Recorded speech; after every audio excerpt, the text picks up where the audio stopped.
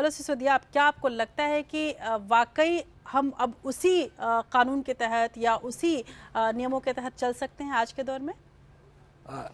देखिए, जब हम ये कहते हैं कि सत्यम वदम प्रियम वदम, जैसा जज साहब ने कहा, तो ये एक व्यक्तिगत तौर पे बहुत अच्छी एडवाइस है और हमारे डे टू डे लाइफ में इसको मानना भी चाहिए। और पर जब आप एक ऐसी सिचुएशन में आ जाते हैं यहीं पे जोड़ना चाहूंगी कि सत्य वद और प्रिय वद, लेकिन सत्य हमेशा कटु भी होता है, तो अब वहां पे फ्रीडम ऑफ स्पीच कैसे आ जाएगा? मैं उसी के लिए कह रहा हूँ कि जब आप समाज में या राजनीति में या देश के किसी भी मुद्दे पे आप ऐसी मुद्दों पे आ जाते हो जहाँ पे कि रियल कॉन्फ्लिक्ट्स हैं, तो उन रियल कॉन्फ्लिक्ट्स में ये बातें ये कहना कि इतना कहने से या इतना सुनने से सब कुछ बदल जाएगा, तो उसमें बोलने का या अभिव्यक्ति का रोल बहुत कम है। जी बिल्कुल। पर उससे ज्यादा नुकसान जो होता है वो होता है सप्रेशन से। बिल्कुल।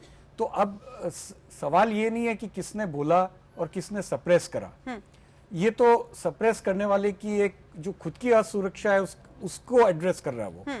पर आप सवाल ये है कि आप रियल मुद्दों को एड्रेस कर रहे हो या नहीं कर रहे हो, डायलॉग हो रहा है या नहीं हो रहा है, सिवाय इसके कि अगर ये कहना कि नहीं आप मेरे से एग्री करो otherwise it is against national interest, आप मेरे से एग्री करो अदरवाइज इट इज डेफेमेशन।